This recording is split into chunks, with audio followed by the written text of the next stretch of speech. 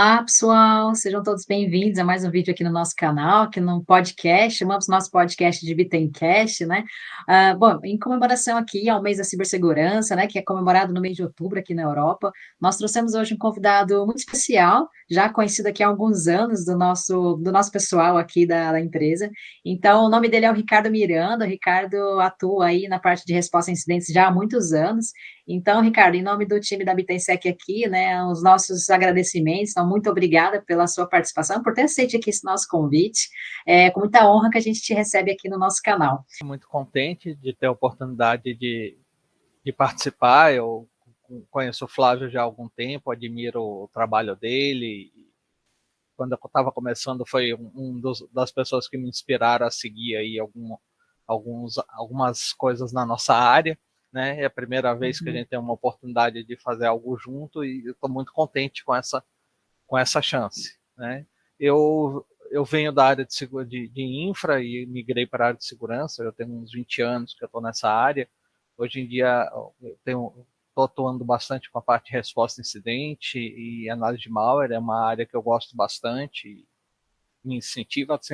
É bom sempre ter novidade, né? O pessoal sempre está inventando coisas novas, então a gente acaba nunca ficando parado. Sempre a gente tem que aumentar um pouquinho a régua, a gente descobre um jeito de se proteger, logo no minuto seguinte já estão inventando um jeito novo de atacar, e hoje em dia a gente vê aí um monte de notícias nesse sentido. Uma das coisas que a gente pode ter certeza na nossa área é que incidentes vão ocorrer. Né? A gente não tem muito controle, hoje é praticamente impossível a gente evitar os ataques, eles vão acontecer. O que a gente pode controlar é qual é o impacto que esse ataque vai ter, né? O quanto de prejuízo a gente vai ter com esse ataque ou não, se vamos ter algum. Né? O trabalho é sempre tentar minimizar, né? O tempo que a gente fica parado. A gente sofreu um ataque, quanto tempo a gente leva para restaurar as operações, o quão rápido a gente consegue colocar as coisas o mais normal possível, como a gente atua na resposta do incidente e o quanto é que esse incidente pode ser usado para melhorar o que a gente já tem, o que a gente já faz. Eu gosto muito de uma analogia de comparar a resposta ao incidente ao combate de incêndio. Quando a gente tem que ter uma preparação, então eu tenho que ter os alarmes de incêndio, os extintores, as mangueiras, a brigada, tudo isso preparado antes do incêndio. Né? Na resposta ao incidente eu tenho que estar com os meus controles, a minha monitoração, as minhas proteções ativas. Começa o incêndio, o que é que a gente faz? Vai lá e começa a atacar aquele foco para ele não se espalhar. A gente estaria fazendo a contenção do incidente. Aí depois a gente vai continuar combatendo aquele fogo até que ele seja extinto. A gente está extinguindo o incidente e aí vamos para a recuperação. E depois vamos tentar entender por que aquele fogo começou. Então eu acho que isso é uma analogia bem fácil para quem não está habituado aí com a parte de resposta a incidente, para a gente se situar. Né? O Niche é uma das referências em métodos de framework de resposta a incidente. Ele fala exatamente isso que eu falei. Né? A gente tem uma fase de preparação, uma fase de detecção e análise, uma fase de erradicação e recuperação e uma atividade pós-incidente.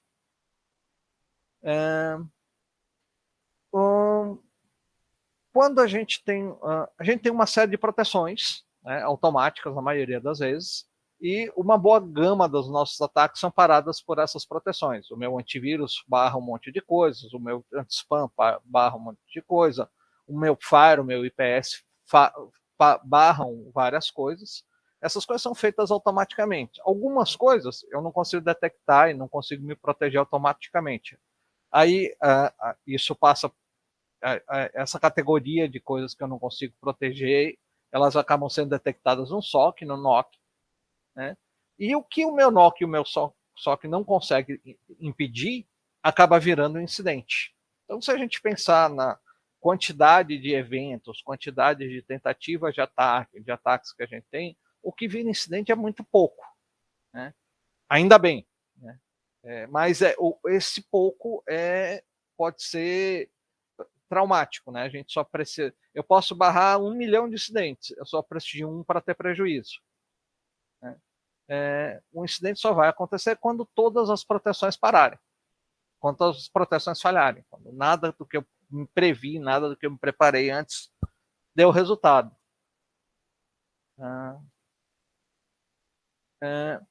Às vezes a gente está no incidente e é muito fácil a gente identificar o que está acontecendo. A gente vai lá olhar na máquina e a gente nota que tem um programinha aí, por exemplo, um programa sendo executado no agendador de tarefa com nome estranho que simplesmente não deveria estar aí. Então é fácil, se eu tenho um baseline, eu tenho um conhecimento do sistema operacional, identificar o que está acontecendo. Mas, infelizmente, nem sempre é assim. Às vezes, o incidente está utilizando uma ferramenta legítima. Esse é um site, por exemplo, que elenca vários ataques que podem ser feitos com ferramentas legítimas. E às vezes não é tão perceptível esse ataque. E aí a pessoa que está fazendo a resposta ao incidente precisa ter um conhecimento do ambiente, do sistema operacional, de redes, para poder identificar aquilo que não é óbvio. Né? Às vezes a gente tem um incidente que fica meses, a gente tem notícias, olha, o atacante ficou durante meses, 6 meses, 8 anos, ou anos numa rede antes de efetuar o ataque. Quando a gente tem, por exemplo, um ataque de ransomware, quando está criptografado, o ataque já aconteceu, é a parte visível do ataque. O que a gente precisa tentar entender é o que aconteceu antes. Ele só criptografou os arquivos, ele vazou os dados, há quanto tempo ele estava na minha rede? Ele alterou algum dado, por exemplo? Às vezes a gente tem uma conexão feita de um comando de controle, usando um canal do Telegram, um Discord, uma página do Facebook. São coisas que a gente não vai conseguir diferenciar o tráfego. Como é que eu sei que um tráfego para um canal do Telegram é um boot ou é uma pessoa real? Então, às vezes é muito difícil a gente identificar isso. Às vezes eu tenho uma conexão que ela é esporádica, acontece uma vez por dia durante 1 segundo, 2 segundos, só para receber um comando. Eu também não consigo ver isso. Eu estou fazendo análise de uma máquina, procurando um malware, e esse malware não está visível, ele não tem um processo, foi feita uma injeção em um processo conhecido ou um processo que já estava lá, e eu, numa primeira olhada, eu não consigo perceber isso. Tem algumas coisas que eu acho particularmente muito difíceis de serem identificadas, né? Se a gente tem um comprometimento ao nível da pessoa conseguir instalar um driver no nosso sistema, é muito difícil, nenhuma ferramenta vai pegar isso, porque ele está rodando antes das ferramentas serem olhadas. Quantas pessoas vão numa resposta de acidente e pensam que aquele driver de impressora pode não ser legítimo, aquele driver... Então, existem muitas formas quando a gente fala, aconteceu um ransomware, essa é a parte fácil, né? A gente já sabe o que aconteceu. O desafio, às vezes, da resposta ao incidente é entender o que está acontecendo. Né? Está acontecendo realmente um incidente?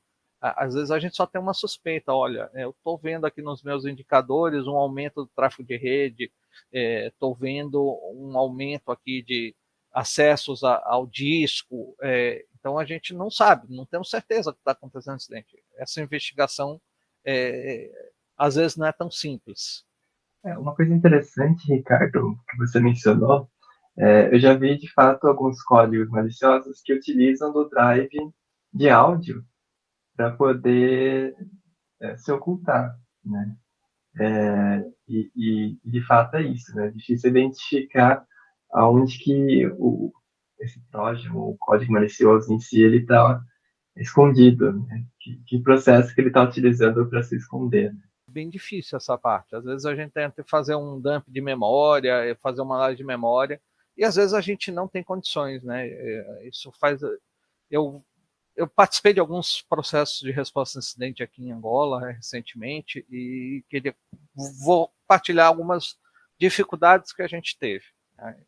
Eram respostas de incidente em outras empresas, né? Então, a gente chega num ambiente que está tendo um incidente e a gente, às vezes, tem algumas dificuldades. Às vezes, não existe uma equipe clara e formada para lidar com aquele incidente, né? Então, você está lá ajudando a debelar aquele incidente, você não tem um canal claro para quem se comunicar, você não sabe quem são as pessoas que você tem que procurar. Quando a gente tem um incidente, não é só a área de segurança que precisa ser envolvida, né?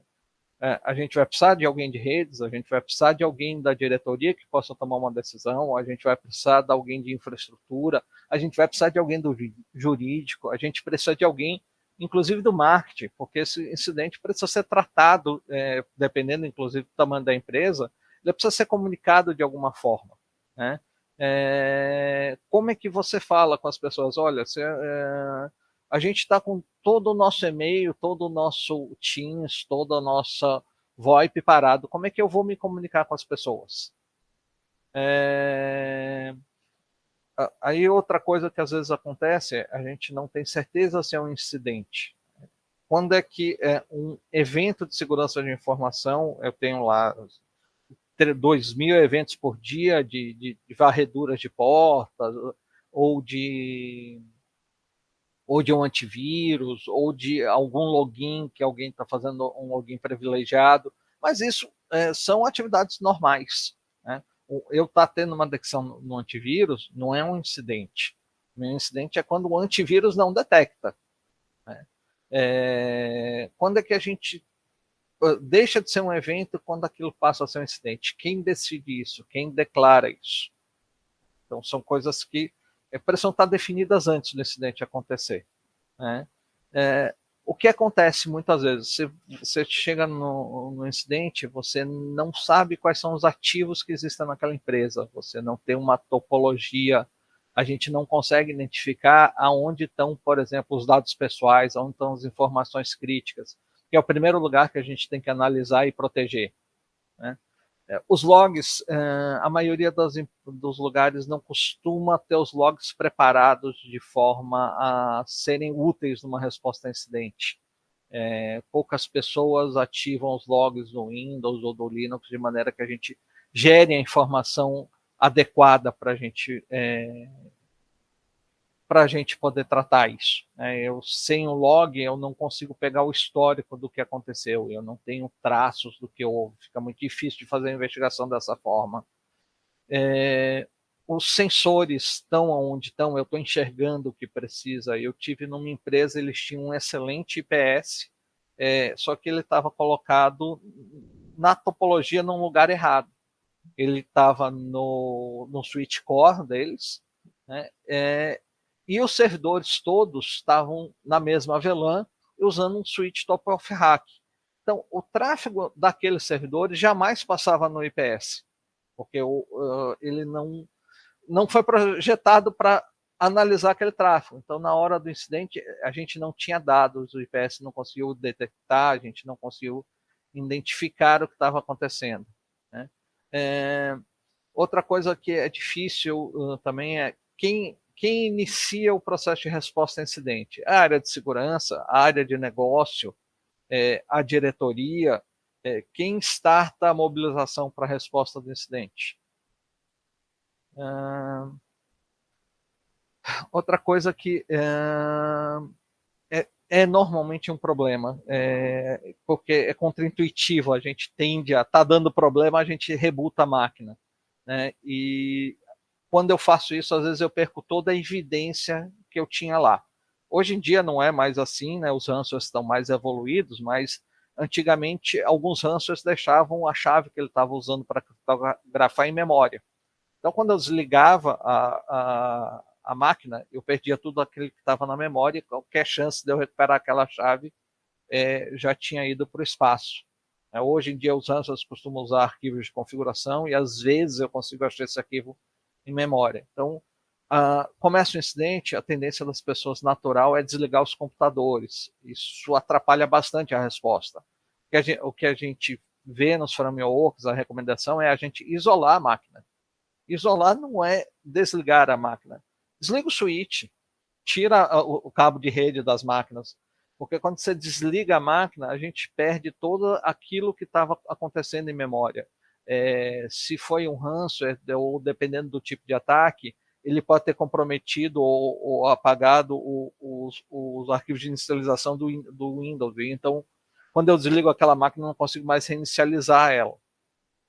A logs eu já falei, né? Outra situação que às vezes atrapalha, olha, nós estamos fazendo uma resposta a incidente. Qual é o nosso objetivo dessa resposta? Existe a possibilidade disso ir para uma fórum judicial? Aí eu tenho que tomar alguns cuidados quando eu estiver fazendo a coleta de evidências e me preparar. Não, a gente só vai cuidar disso internamente. Olha, não, no nosso objetivo nada disso foi, nada, não nos interessa fazer nenhuma investigação, a gente só quer voltar ao ambiente ao normal. Não, nós queremos chegar no responsável. Então, isso é uma coisa que quando a gente começa a resposta do incidente, a gente já precisa ter em mente, porque as minhas ações iniciais fazem toda a diferença. Às vezes eu não conheço os ativos críticos, eu não sei por onde as comunicações estão sendo feitas. Eu não tenho como fazer uma resposta a incidente efetiva se eu não tenho essas informações. Como é que eu vou saber que uma credencial está sendo usada indevidamente se eu não sei quem são os meus utilizadores? Se eu não sei quais pessoas deveriam ter acessos a tais sistemas? Outra coisa que é normal, né? Ok, aconteceu um incidente, a gente perdeu um monte de dados, vamos restaurar o backup. Às vezes o backup foi criptografado. Às vezes você tem um backup em fita, mas o seu servidor de backup foi criptografado. Então você tem que reinstalar o servidor do zero. Isso são ações que, se a gente já sabe, a gente já starta ações paralelas. Enquanto eu estou contendo incidente, a gente já prepara um ambiente para começar a restaurar o backup, né? Eu preciso também analisar, quando eu vou restaurar o backup, se existe a possibilidade daquilo que causou o incidente ter ido no meu backup e quando eu restaurar ele ser restaurado junto com o ambiente. Se a gente está falando de um lugar que de uma situação sigilosa, a gente precisa ter um controle de como é que essa informação do incidente vai correr. Senão a situação vai parar na mídia, vai parar nos grupos sociais. Às vezes alerta o próprio atacante que você está numa determinada fase do incidente que você não quer que ele saiba. Você conseguiu avançar e descobrir o quanto o ambiente foi comprometido, e se essa informação vaza, permite que ele tome outras ações e esconda mais aquilo que você já fez, né? Às vezes, a falta de clareza na capacidade de resolução é importante. Eu não estou defendendo isso, mas é uma hipótese que não pode ser descartada. Eu não tenho alternativa. Eu tenho que entrar numa negociação com o atacante. Então, eu preciso dessa decisão. Eu preciso dizer para a minha diretoria, olha, nós não temos backup, nós não vamos conseguir restaurar. Não, olha, meu tempo de restauração é de 15 dias. Para que alguém possa decidir se a empresa é capaz de suportar aquilo ou não. Não adianta muito depois que o incidente aconteceu, a gente falar, poxa, eu devia ter feito isso, aquilo. Isso é hora para pensar nas lições aprendidas. Agora o objetivo é a gente colocar a coisa para funcionar. A falta de uma linha base de o que é que deveria estar instalado nos computadores, o que se espera, por exemplo, de, olha, eu tenho um comportamento padrão aqui de memória e de disco e de rede, e de repente isso sai muito da minha linha base. Eu tenho determinados processos que estão rodando nas minhas máquinas, e isso de repente é muito alterado. Então, a falta dessa linha base também dificulta muito a nossa capacidade de uma resposta no incidente. Se eu estiver sendo muito técnico ou falando muito, fiquem à vontade para me perguntar, tá? Tá perfeito, Ricardo. Outras coisas que eu vejo problemática é quando, depois que acabou o incidente, está tudo resolvido, a gente consegue ir para casa depois de uma semana sem dormir, é muito a fase de pós-incidente acaba virando uma caça às bruxas, e não é esse o objetivo dela. eu não estou pensando se A, B ou C foram culpados. Quando tem um incidente, não foi o Joaquim ou o Zé que fizeram errado. Houve uma falha geral.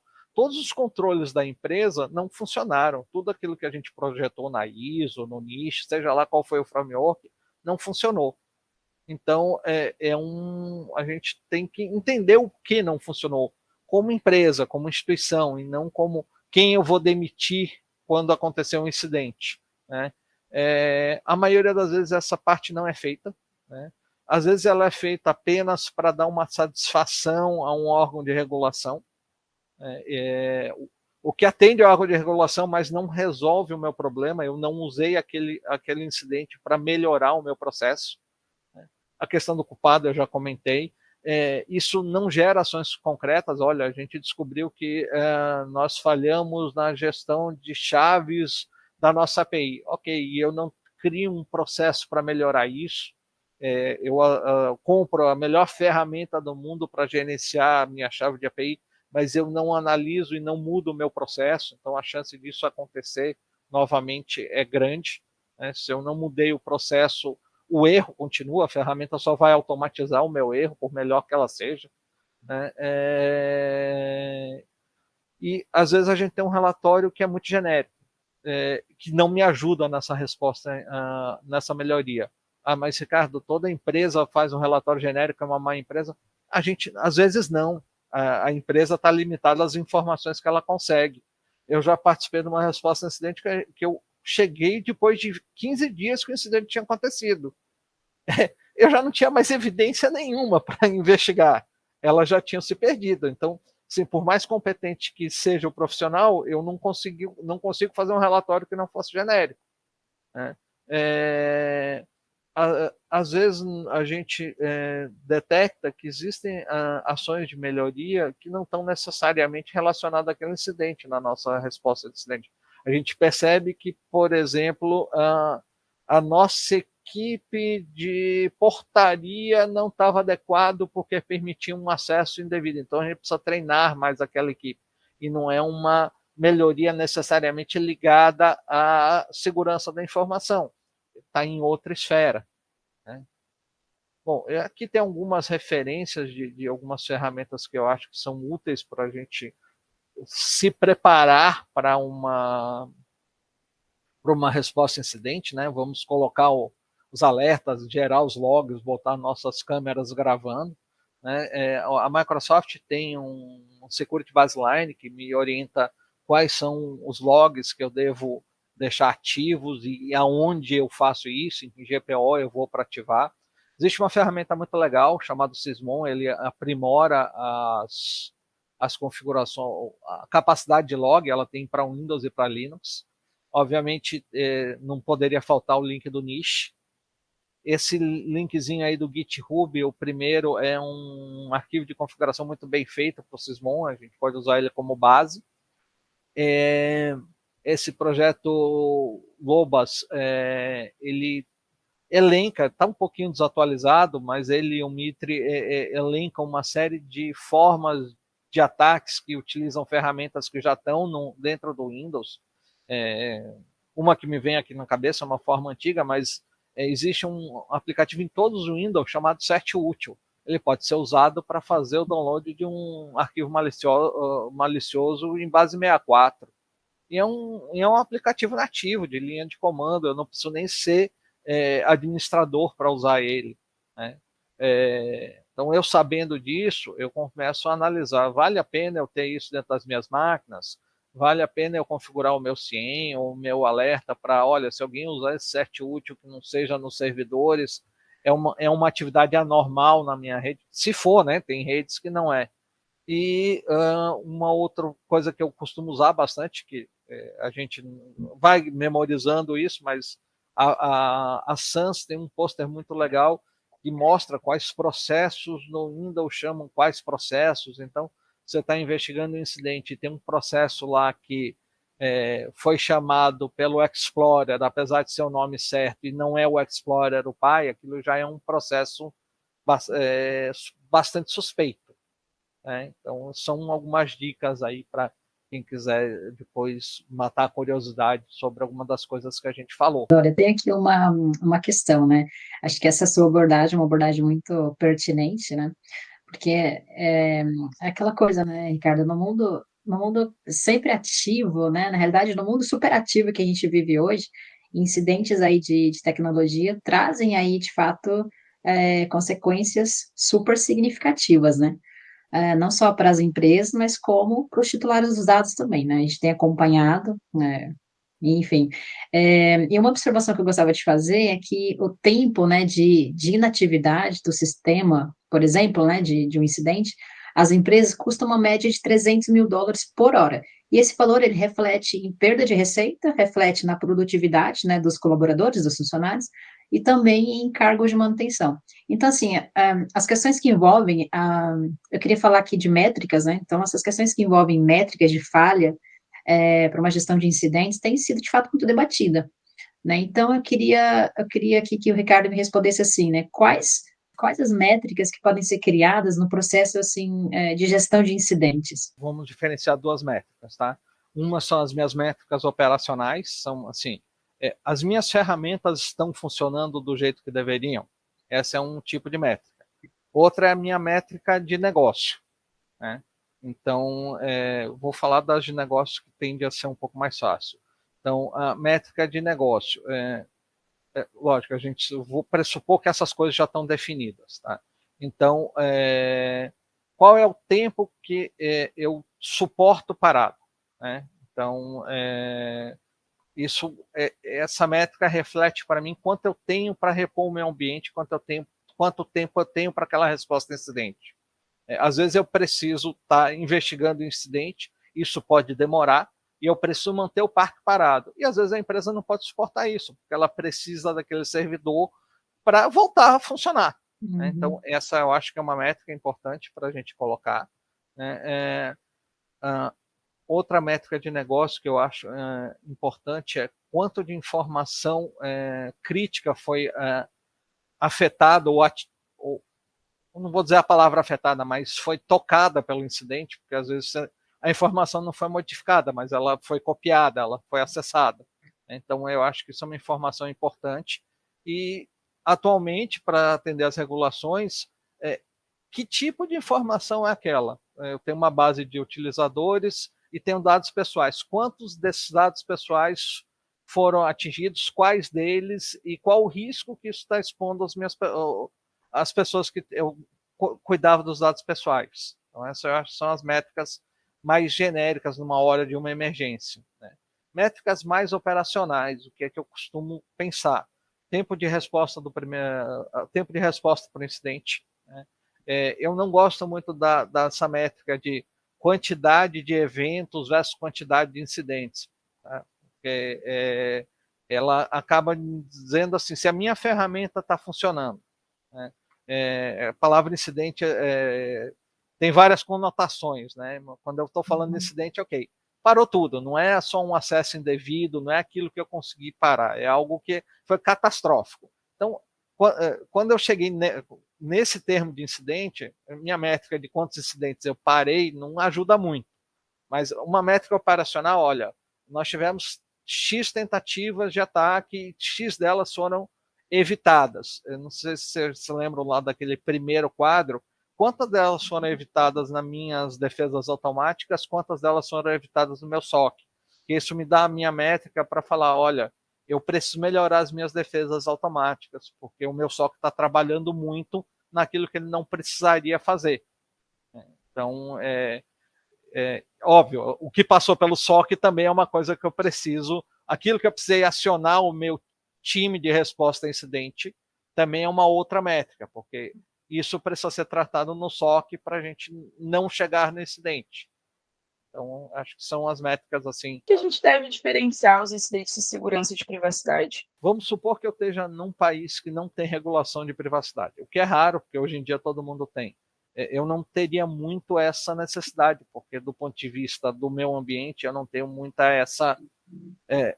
essa preocupação. Tá? Mas quando eu estou num ambiente regulado, eu preciso diferenciar, eu tenho um tratamento muito específico para dados pessoais.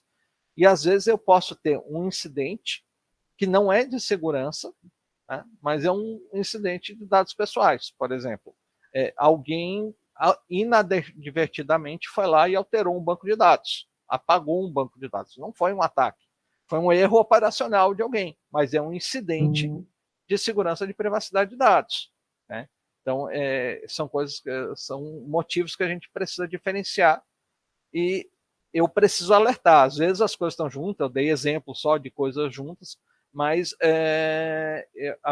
o dado pessoal ele é muito mais sensível, né? Então, numa conversa, num papo, eu posso estar expondo um dado pessoal e isso não ser necessariamente... Um ótimo exemplo, né, Ricardo, é quando, por exemplo, a gente identifica, e isso é algo interessante, né, principalmente a gente acaba identificando isso em grandes empresas, por exemplo, a coleta indevida de dados, né, pelo próprio time interno, seja comercial, marketing, né, que aí entra como um incidente de privacidade, né, porque existe uma coleta indevida desses dados pessoais, e que não necessariamente entra em segurança, né, porque não significa que esses dados vazaram, né, significa que Sim. foi coletado de forma não em conformidade com a política de privacidade definida pela organização, mas que no final, né, teve esse impacto na lei de proteção de dados, né, do país,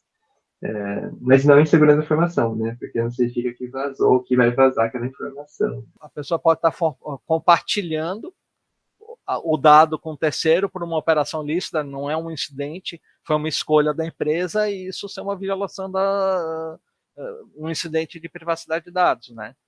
Não estava no tratamento previsto aquele compartilhamento. A gente acaba identificando muitas questões como essa, né, Ricardo? Porque depois que, né, assim, a gente tem trabalhado com GDPR aqui na Europa já há mais de 5 anos, né? Sim, ela está aplicada há um pouco mais de 4, né? Mas, bom, a gente já tem trabalhado antes da aplicação mesmo do GDPR, né? Porque tem todo o processo de conformidade das empresas. E é sempre um assunto muito interessante, né, Ricardo? Porque quando é que o CISO, né, ele é acionado e tem responsabilidade sobre o incidente e quando é o DPO, né? E quem é que responde para quem, ou quem é que, às vezes são pares, às vezes um responde para o outro, né? Então são questões bem interessantes, né, Ricardo? E de fato, o que você trouxe, né, esse tema gestão de incidentes, resposta a incidentes, você trouxe esse tema de uma forma muito clara, assim, bem técnica, né? Ficou uns exemplos muito interessantes e que, de fato, esse é um grande desafio para nós que fazemos a resposta a incidente, identificar a causa raiz, os impactos, a abrangência, né? Porque você nunca sabe como é que de fato aconteceu aquele incidente, né? Se foi uma vulnerabilidade num servidor que está exposto para a internet, e ninguém nem sabe que está exposto, e tem essa vulnerabilidade que permite um RCE, permite uma execução de um código remoto através do servidor web, e ninguém nem sabe, né? E até você identificar que foi por ali que tiveram os acessos indevidos lá dentro da organização é muito complexo, né? E o Ricardo, assim, para a gente finalizar aqui, porque eu acho que você trouxe assuntos, diversos, né, temas muito interessantes, eu queria que você desse uma opinião, uma dica, né, para quem está nos ouvindo, seja início de carreira ou uma dica até mesmo um pouco mais profissional, para quem está nos ouvindo aqui, Ricardo. Uma dica para quem está querendo entrar na área de segurança, é isso? Como seguir, essas coisas? Eu sou uma pessoa que gosta muito de estudar, tá? Então, assim, você está escolhendo a área de segurança, a área de informática, você vai ter que estudar, não tem muito jeito. Toda hora as coisas mudam, aquilo que eu aprendi há 6 meses atrás já não está mais tão válido assim. Lógico, as bases continuam, mas... o que é que eu acho? A gente precisa ir além do óbvio. Então, por exemplo, eu entendi como determinado ataque é feito. mas eu entendi mesmo, ou eu entendi o comando que a pessoa digitou, o que é que está acontecendo ali por trás, por que que a pessoa fez dessa forma, né?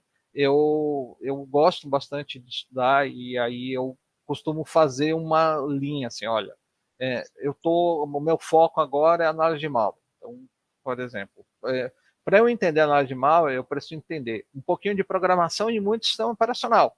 Senão eu não é análise de malware programação, mas para eu poder entender, eu preciso ter uma disciplina correlata. Então eu costumo fazer um planozinho, dizer, olha, eu quero entrar na área mais de compliance, coisa assim. Poxa, então você precisa estudar as normas e não vai ter jeito, você vai ter que entender um pouquinho do dia a dia da operação de uma empresa, porque você pode ser o maior especialista que você tem em compliance, mas se você não entender como é que aquilo é feito, você acaba você acaba só se atendendo ao que está escrito na lei. E uma dica assim, Ricardo, você que é um profissional aí que trabalha agora na Angola, né, tem uma carreira aí internacional, o que você recomendaria, né, para as pessoas serem um especialista assim igual você, assim, né, que também, como você mencionou, tem várias certificações, né?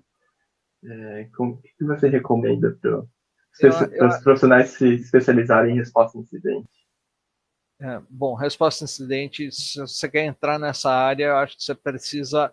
É uma área mais trabalhosa. Tá? Você precisa conhecer bastante de sistema operacional, bastante de redes, para depois começar a chegar na área de segurança. Esse foi o meu caminho. Eu não comecei a estudar segurança da informação e fui para os outros lugares, né? Eu já tinha uma boa base de sistemas operacionais, uma boa base de redes. Isso me permitiu pegar o conhecimento de segurança de informação e aplicar. Eu tenho algumas pessoas que estão começando comigo na área e eles já estão vindo direto para a área de segurança e eu noto que existe uma falha de conhecimento na base, né? Então, assim, eles sabem que está acontecendo um ataque, conseguem identificar, mas na hora de passar da profundidade daquilo, olhar o que está acontecendo, falta um pouco de conhecimento de, olha, como é que isso funciona no sistema operacional, como é que isso aconteceu. Então, eu acho que essa seria a minha dica. Você está começando pela área de segurança, ótimo, mas lembra que você vai precisar estudar um pouquinho de rede, sistema operacional. Se você for para a área mais de aplicação, conhecer programação é uma coisa importante, porque você vai fazer resposta de incidente. Eu dei exemplos de resposta de incidente de sistema operacional e de redes, mas eu estou fazendo a resposta de incidente numa aplicação. Se eu não conheço a programação, eu não consigo entender o que é normal e o que não é. Resposta de incidente é a gente tentar identificar o que está lá e não deveria estar, ou o que não está e deveria estar, né? Se eu não sei como deveria ser, eu não tenho como chegar nessa linha. Primeiramente, queria agradecer muito aqui o seu tempo, né? Eu sei que essa carreira aí profissional aí na Angola aí tá bem corrida. Eu agradeço muito a oportunidade, ficou muito bom falar com vocês e vamos tocando essa parceria aí, conversando com as coisas mais tranquilamente. Obrigada pela participação, então. Ricardo. Ok, obrigado. Obrigado, até mais. Tchau, tchau. Obrigada, Ricardo. Tchau.